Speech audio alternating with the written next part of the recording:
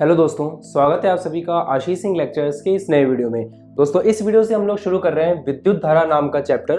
ये चैप्टर बहुत ही इंटरेस्टिंग होगा और ये चैप्टर मोस्टली कंसेप्ट बेस है। तो अगर स्टार्टिंग से इस वीडियो से आपके कंसेप्ट क्लियर रहेंगे तो लास्ट तक आप इस चैप्टर में 100 में से 100% स्कोर करेंगे। शुरू करते हैं। विद्युत धारा जो शब्द है, इस विद्युत धारा का संबंध सीधा सीधा आवेश के प्रवाह से होता है।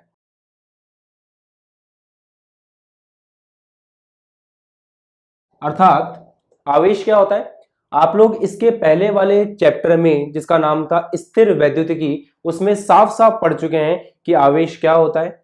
आवेश दो प्रकार का होता है, एक तो धनावेश जो इलेक्ट्रॉन की कमी के कारण उत्पन्न होता है, दूसरा होता है ऋणावेश जो कि इलेक्ट्रॉन की वृद्धि के कारण उत्पन्न होता है। प्रोटॉन के ऊपर प्लस आवेश होता है वो धनावेश है, इलेक्ट्रॉन के ऊपर माइनस आवेश होता है वो ऋणावेश है। तो जब इलेक्ट्रॉनों की गति होती है किसी पदार्थ में, जब आवेश गति करते हैं, जब आवेश प्रवाहित होते हैं, तो उससे क्या चीज उत्पन्न होती है, विद्युत धारा। तो विद्युत धारा का सीधा सीधा संबंध आवेश के चलने से है। तो इसके पहले वाले चैप्टर में जिसका नाम था स्थिर वैद्युतिकी अर्थात रुका हुआ आवेश, वहां आवेश रुका हुआ था। विभव, विभवांतर, संधारित्र, इन सब जो आपने पढ़ा उन सब में आवेश रुका हुआ था। अब आपका आवेश चलना शुरू हो गया है इस चैप्टर से अर्थात विद्युत धारा से। मैं इसकी परिभाषा लिखता हूं फिर आपको समझाता हूं।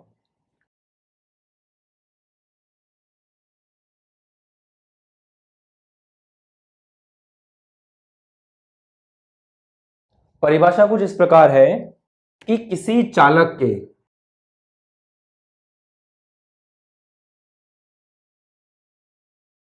मान लेते हैं हमारे पास ये एक चालक है, इस चालक के किसी दिए गए बिंदु से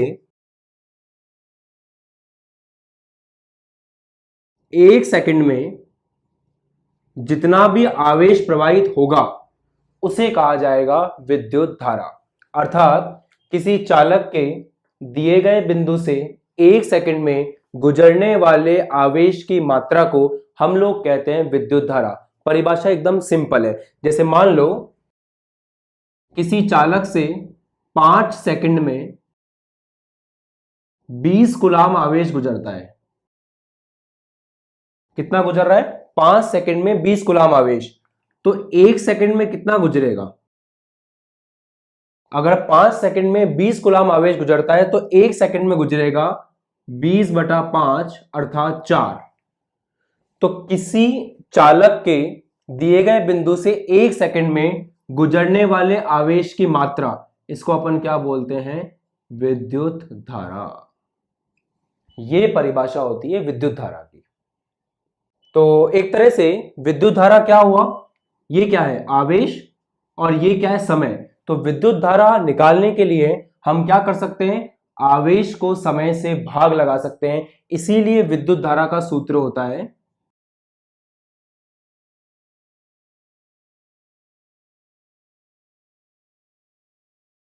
गुजरने वाला आवेश बटा समय।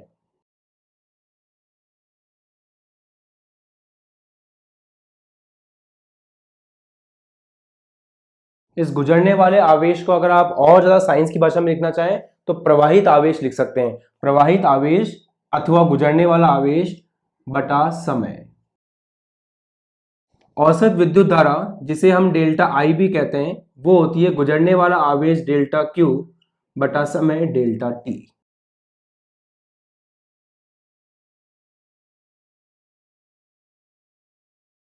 इसके सिंबल को आप डेल्टा आई की जगह आई एवरेज, एवी, औसत मतलब एवरेज,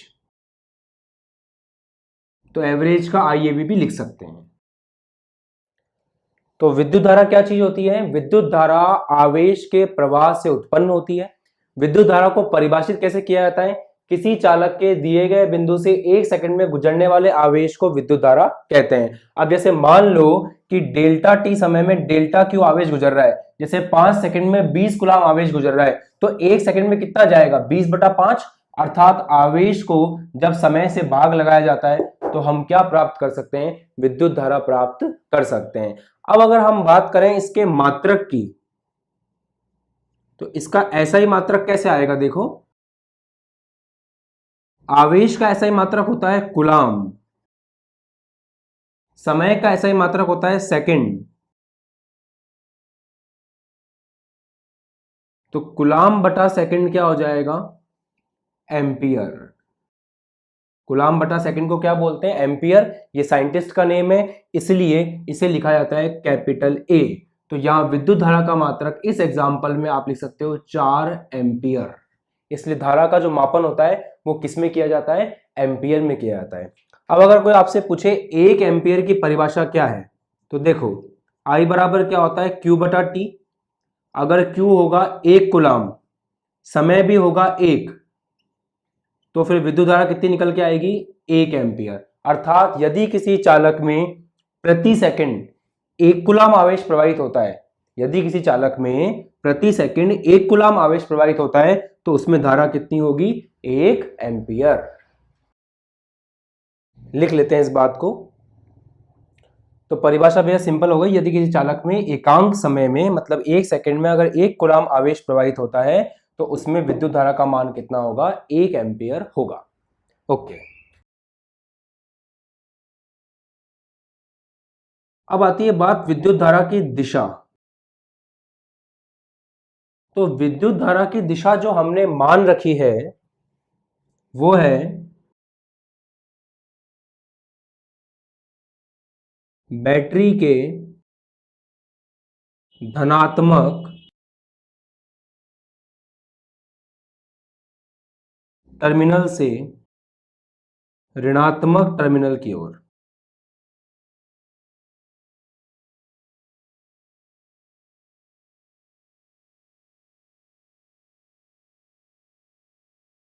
बाह्य परिपथ में।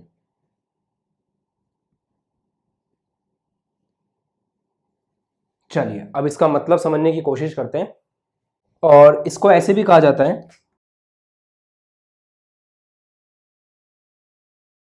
अब देखिए जैसे मान लीजिए ये चालक है, इस चालक को आपने किसी सेल से जोड़ा। सेल जानते हैं ना, जिसमें एक प्लस होता है और एक माइनस होता है। ये आपने 10th क्लास में भी पढ़ा होगा कि सेल का निरूपण इस तरह से किया जाता है, धनात्मक टर्मिनल है और ये ऋणात्मक टर्मिनल है। अब देखो, यहां अंदर ये जो आपका चालक है, इस चालक के अंदर जो भी इलेक्ट्रॉन है, उन इलेक्ट्रॉनों के ऊपर आवेश कौन सा है? चालक के अंदर जो इलेक्ट्रॉन है उन पे माइनस आवेश है, तो यहां जो इलेक्ट्रॉन है उन पे माइनस आवेश है। बैटरी में 2 तरह के टर्मिनल है, एक तो प्लस है और एक माइनस है। इन इलेक्ट्रॉनों को अपनी तरफ कौन खींचेगा, अपनी तरफ कौन बुलाएगा?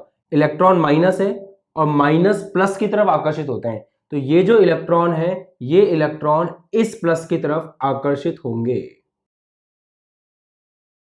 तो जैसे ही आप इस चालक को इस सेल से जोड़ोगे, ये जो प्लस है, बैटरी का प्लस, वो इलेक्ट्रॉन को अपनी तरफ खींचेगा। तो इलेक्ट्रॉन की गति किस तरफ होगी? इलेक्ट्रॉन की गति उस तरफ होगी। तो जो इलेक्ट्रॉन की गति की दिशा होती है, उसके विपरीत ली जाती है विद्युत धारा की दिशा। तो ये इलेक्ट्रॉन की गति की दिशा है, और इसके विपरीत अर्थात इस तरफ हम किसकी दिशा लेते हैं? विद्युत धारा की।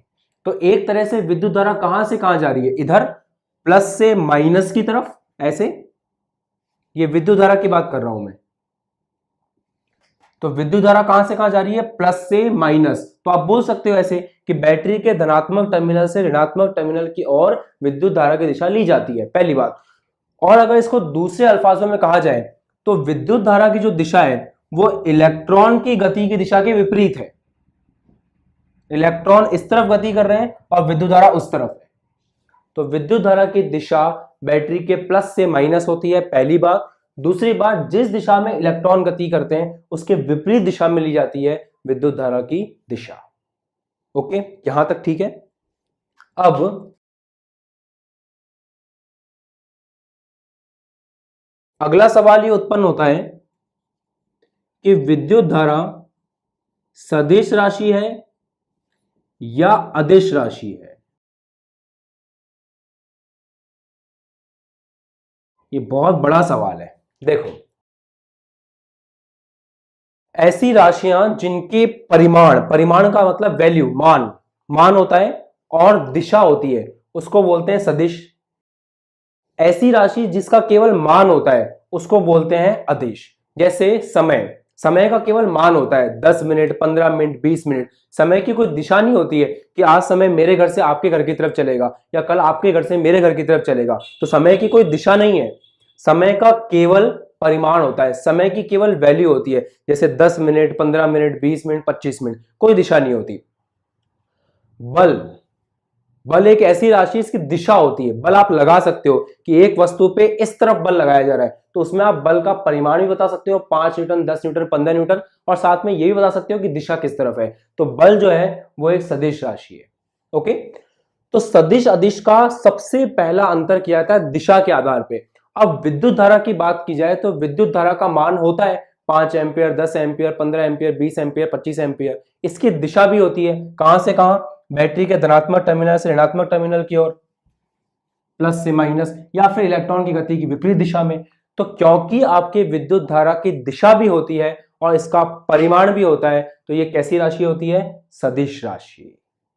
99% केसेस में देख करके 99% बच्चे यही जवाब देते हैं कि ये बात बिल्कुल सही है, क्योंकि आपकी धारा जो है उस धारा की दिशा है, उसका परिमाण है, अर्थात वो क्या होनी चाहिए, सदिश। परंतु अफसोस की बात है आपकी विद्युत धारा जो है वो एक अदिश राशि है। विद्युत धारा अदिश राशि होती है।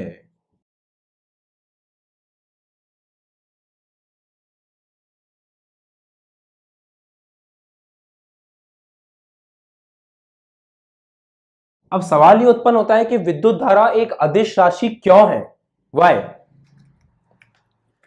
तो उसके लिए आपको समझना पड़ेगा कि सदिश और अदिश में अंतर करते कैसे हैं। देखना, मैं बहुत काम की बात बता रहा हूं, बहुत इंपॉर्टेंट है, ध्यान से सुनिएगा। अदिश वो होते हैं जिनके पास केवल परिमाण होता है। परिमाण मतलब वैल्यू, जैसे कि टाइम, समय इसका एग्जाम्पल है। अदिश राशियां वे होती हैं जिनके पास परिमाण होता है, जिनके पास दिशा होती है, परिमाण होता है, दिशा होती है। तीसरा, एक और चीज है जो सदिश योग के नियम का पालन करती है। तो सदिश होने की 3 शर्तें हैं, परिमाण होना चाहिए, दिशा होनी चाहिए और सदिश योग के नियम का पालन करना चाहिए। ऊपर के 2 में तो विद्युत धारा फिट बैठती है, इसका परिमाण भी होता है, इसकी दिशा भी होती है। गफलत केवल कहां पे होती है, तीसरे में। कैसे, समझना। जैसे मान लो आपके पास एक वस्तु है, इस वस्तु पे आपने एक बल लगाया इधर 5 न्यूटन का और आपने एक बल इधर लगाया 5 न्यूटन का। अब मैं आपसे सवाल करूं कि ये जो वस्तु है, इस वस्तु में कहीं पे कोई विस्थापन होगा क्या? अर्थात इस तरह से जब बल लगाया जाएगा तो ये वस्तु अपनी जगह से हिलेगी क्या? तो आपको साफ साफ दिख रहा है 5 न्यूटन का बल इधर लग रहा है, 5 न्यूटन का इधर लग रहा है। वस्तु के ऊपर लगने वाला नेट बल, कुल बल 0 हो जाएगा। तो यहां पे साफ साफ दिखता है कि एक बल प्लस का 5 है क्योंकि इधर लग रहा है, एक बल माइनस का 5 है क्योंकि इधर लग रहा है, तो नेट कितना आ रहा है, 0। तो अगर अपन एफ नेट देखें, नेट, नेट का मतलब होता है कुल, तो कुल बल कितना लग रहा है, 0 लग रहा है। यही कहलाता है सदिश योग का नियम कि अगर एक सदिश इस तरफ है, एक सदिश इस तरफ है, तो वो एक दूसरे को कैंसिल कर देते हैं। परंतु थोड़ा सोचने वाली बात है, मान लो यहां से एक तार आ रहा है, इस तार में विद्युत धारा है 10 एम्पियर। इस तार को आगे से हमने 2 तारों में बांट दिया, मतलब यहां पे जोड़ करके एक तार इधर गया, एक तार इधर गया, ये तार है। इधर गई 5 एम्पियर की धारा, इधर गई 5 एम्पियर की धारा। हमने यहां पे एक बल्ब लगा दिया, अपन ने यहां पे एक बल्ब लगा दिया। इधर आपका परिपथ पूरा है, इधर आपका परिपथ पूरा है, कोई दिक्कत नहीं है। आप जानते हो आपके घरों में कनेक्शन इस तरह से होता है, एक तार जाता है, उस तार को हम आगे 2 तार में बांट देते हैं, फिर वो 2 तार आगे और 4 तारों में बढ़ते हैं और इस तरह से हमारे पूरे घर में कनेक्शन होता है। क्या आपने कभी ऐसा देखा कि ये इधर जाने वाला 5 एम्पियर इधर जाने वाले 5 एम्पियर को काट दे? कभी आपने ऐसा देखा कि अगर एक बल्ब यहां लगा रखा है, एक बल्ब यहां लगा रखा है और बीच में से धारा जाके ऐसे दोनों में बट रही है और वो एक दूसरे को कैंसिल कर दे और आपका बल्ब नहीं जले? ऐसा नहीं होता। ये वाला बल्ब भी जलता है और ये वाला बल्ब भी जलता है। अर्थात जो आपकी विद्युत धारा है, अगर वो विपरीत दिशा में है तो वो एक दूसरे को कैंसिल नहीं करती है उस प्रकार जिस प्रकार बल करता है। अर्थात बल सदिश योग के नियम का पालन करता है, अगर विपरीत दिशा में तो एक दूसरे को कैंसिल कर देता है, परंतु इस तरह से एक तार से आने वाली धारा जब दो तारों में बंटती है तो विपरीत दिशा में होने के बावजूद भी वो एक दूसरे को कैंसिल नहीं करती है। इधर भी रोशनी होती है, इधर भी रोशनी होती है, और ये सब हम हमारे घर में आसानी से देख सकते हैं। मतलब आपकी विद्युत धारा केवल तीसरी जगह पर गड़बड़ करती है, ये सदिश योग के नियम का पालन नहीं करती है, ये विपरीत दिशाओं में एक दूसरे को निरस्त नहीं करती है। अर्थात अगर इन तीनों में से एक भी कैटेगरी नहीं बैठती है तो फिर हम बोलते हैं कि आपकी विद्युत धारा एक अदिश राशि है। तो यहां से एक बात सिद्ध हो जाती है कि विद्युत धारा एक अदिश राशि है क्योंकि यह सदिश योग के नियम का पालन नहीं करती है, और ये इसका एग्जाम्पल है। ये है प्योर कॉन्सेप्ट जो आपको केवल इस चैनल पे देखने को मिलता है। आप अभी तक समझते थे कि सदिश और अदिश में केवल यही अंतर होता है कि जिसकी दिशा है, जिसका परिमाण है वो सदिश है, या फिर जिसका केवल परिमाण है वो अदिश है। परंतु इस वीडियो के बाद आपको समझ में आएगा कि इन दोनों के अलावा तीसरी कंडीशन भी होती है, और इस कंडीशन के कारण ही हमारी जो विद्युत धारा है वो हमारी विद्युत धारा एक अदिश राशि है। इसको बोलते हैं 100% प्योर कॉन्सेप्ट जो आपको केवल यही देखने को मिलता है। चलिए इस बात को लिख देते हैं।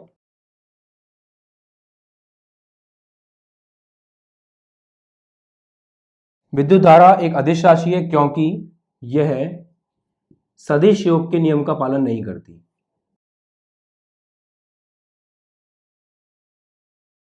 अब आप इसका स्क्रीनशॉट ले सकते हैं, उसके बाद मैं ये पूरी चीज रफ कर दूंगा, फिर हम टॉपिक को आगे बढ़ाएंगे। तो यहां तक का स्क्रीनशॉट एक बार ले लीजिए। अब देखिए अगला बिंदु, यह है औसत विद्युत धारा, एक होती है ताक्षणिक विद्युत धारा।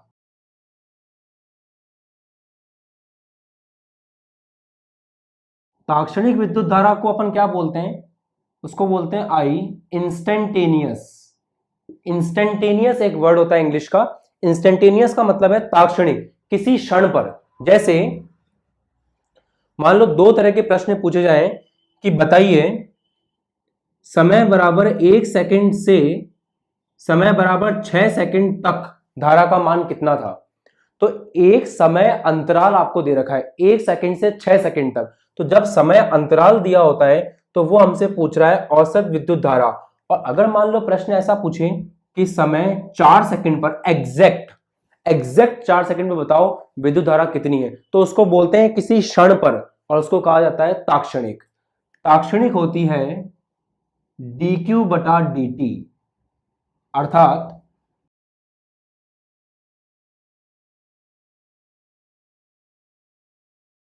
q का अवकलन t के सापेक्ष।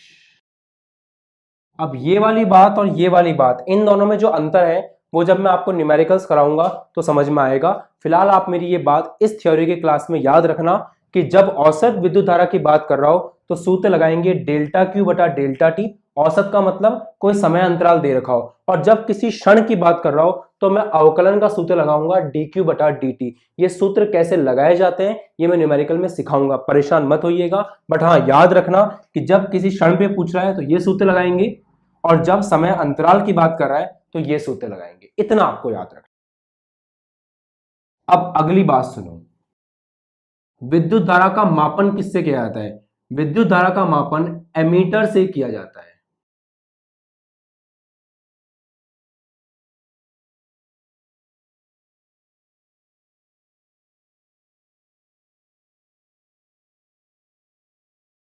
एमीटर द्वारा विद्युत धारा का मापन होता है, तथा एमीटर को सदैव श्रेणी क्रम में संयोजित करते हैं।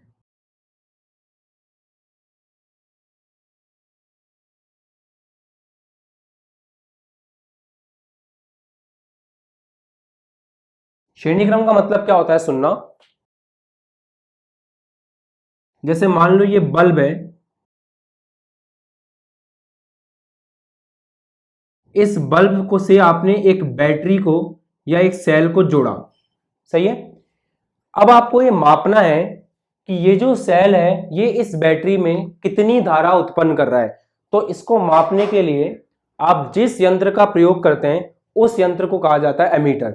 आप देख सकते हो एमीटर, इसके अंदर एक प्लस होता है और एक माइनस होता है। ये प्लस है, ये माइनस है।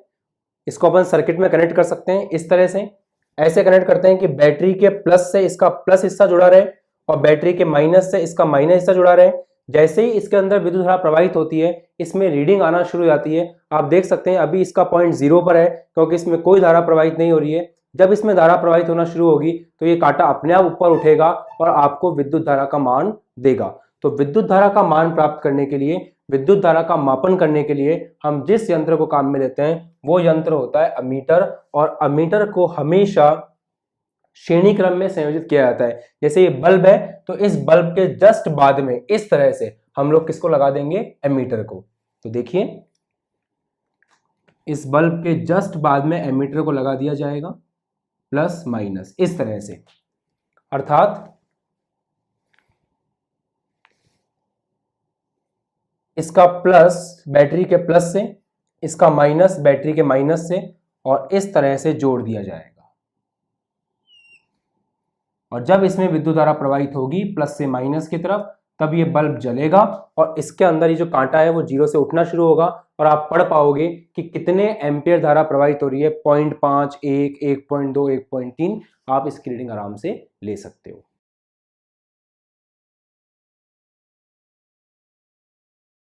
अब यहां एक सवाल आता है कि इस एमीटर का, ये जो एमीटर है इसका प्रतिरोध कितना होना चाहिए। अब एक बात समझो,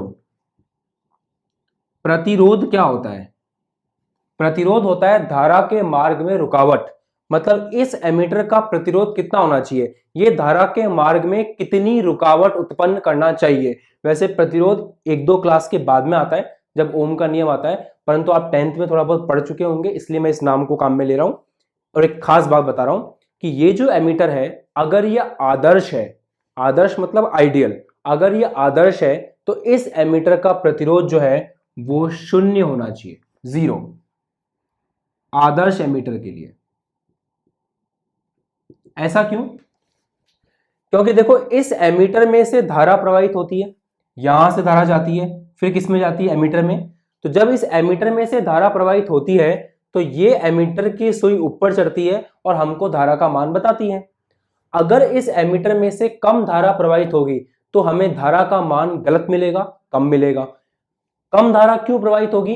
क्योंकि अगर इसका प्रतिरोध 0 नहीं हुआ, अगर इसका प्रतिरोध 0 नहीं हुआ तो ये धारा के मार्ग में क्या उत्पन्न करेगा, रुकावट। अगर ये धारा के मार्ग में रुकावट उत्पन्न करेगा तो इसके अंदर से पूरी धारा कभी प्रवाहित नहीं होगी। अगर इसके अंदर से पूरी धारा प्रवाहित नहीं होगी तो इसके द्वारा आने वाला मान भी गलत होगा। इसलिए जो आपका आदर्श एमीटर होता है उसका प्रतिरोध 0 होता है। परंतु हम जानते हैं आदर्श कोई नहीं होता। आदर्श विद्यार्थी, आदर्श शिक्षक, आदर्श समाज, ऐसा सब केवल किताबों में देखने को मिलता है, सच में कोई नहीं होता है। आदर्श शिक्षक वो है जो ईमानदारी से पढ़ाए। अब आपके टीचर्स ने आपको कितना ईमानदारी से पढ़ाया वो आप जानते हैं। तो वैसे ही आदर्श बच्चे वो होते हैं जो ईमानदारी से पढ़े।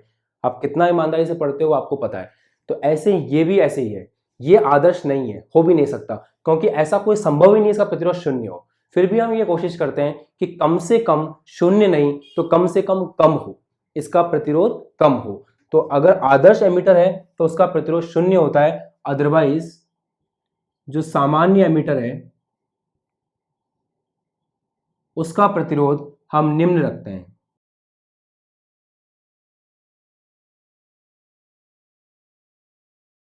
निम्न प्रतिरोध। अब आप इसका स्क्रीनशॉट ले लीजिए ताकि मैं इस हिस्से को मिटा करके एक बार एक पॉइंट रह गया है उसको भी डिस्कस कर लूं, फिर हम इस टॉपिक को क्लोज करेंगे। अब देखिए एक आखिरी खास बात है समझने की कि विद्युत धारा का कारण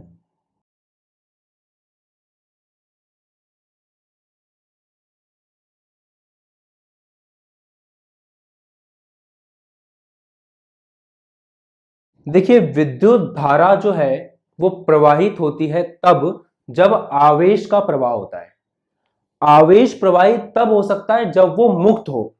मतलब अगर विद्युत धारा का कारण देखें तो विद्युत धारा के लिए सबसे पहले जरूरी चीज जो है वो है मुक्त इलेक्ट्रॉन।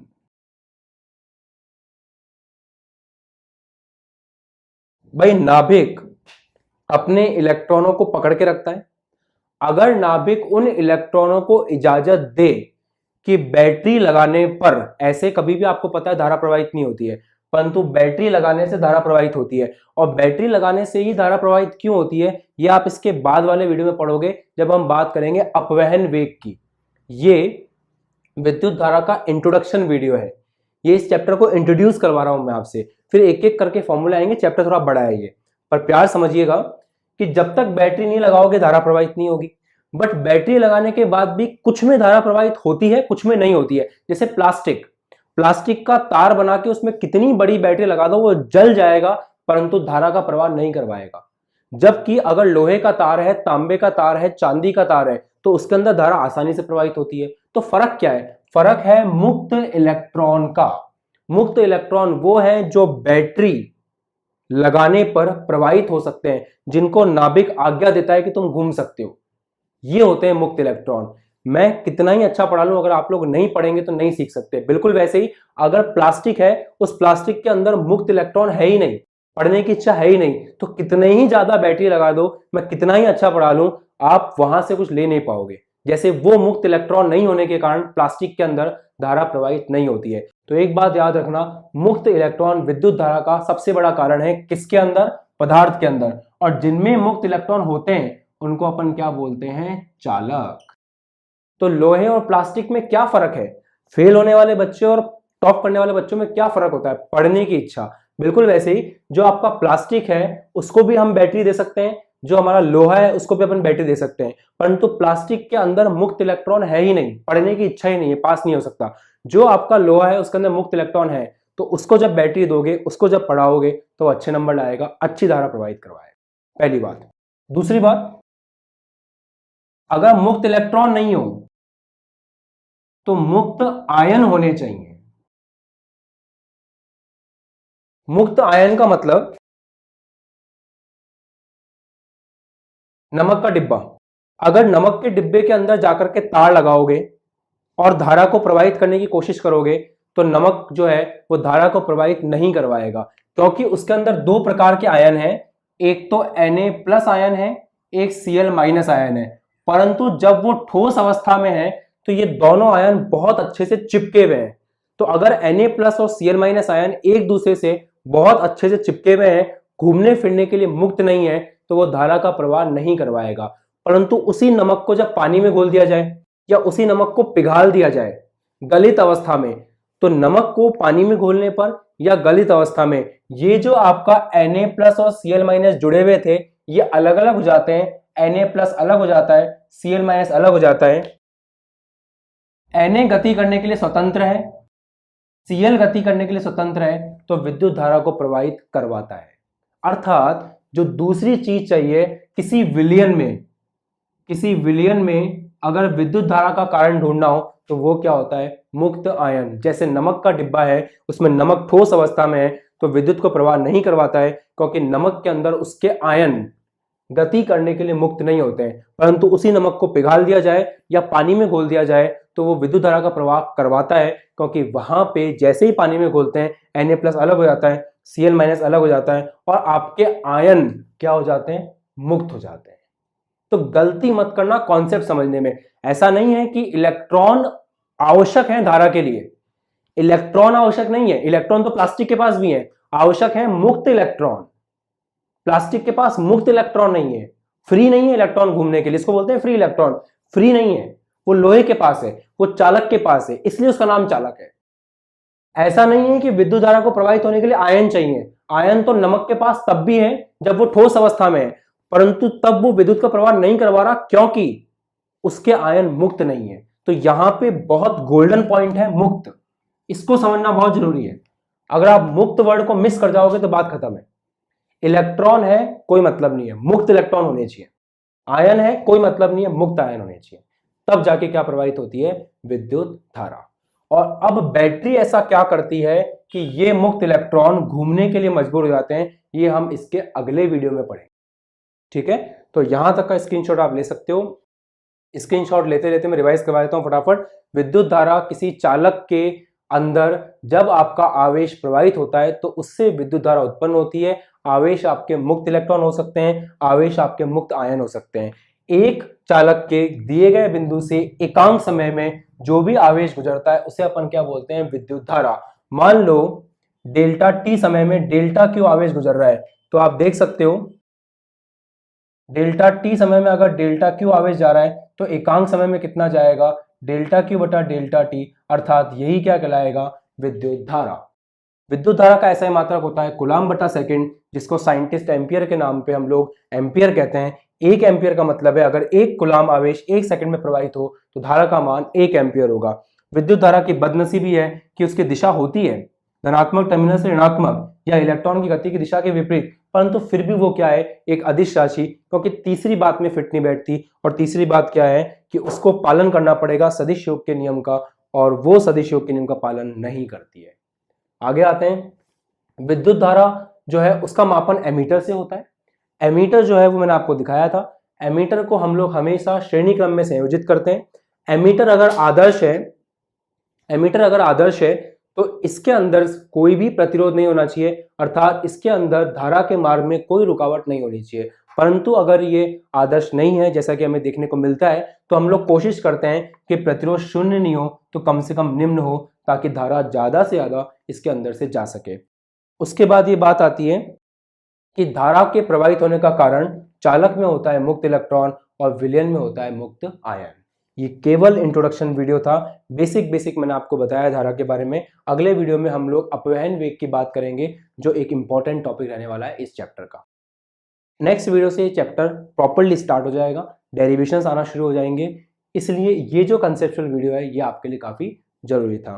ये वीडियो आपको कैसा लगा नीचे कमेंट बॉक्स में जरूर बताएं। अच्छा लगा तो इसको लाइक करें, कमेंट करें, अपने दोस्तों के साथ शेयर करें। और ये चैप्टर अब शुरू हो चुका है, डेली वीडियो आता रहेगा, तो साथ साथ पढ़ाई करते रहें, नोट्स बनाते रहें। बने बनाए नोट्स चाहिए तो व्हाट्सएप पे कांटेक्ट कर सकते हैं। So guys, thanks for watching. Please subscribe the channel and press the bell icon for daily notifications. Thank you.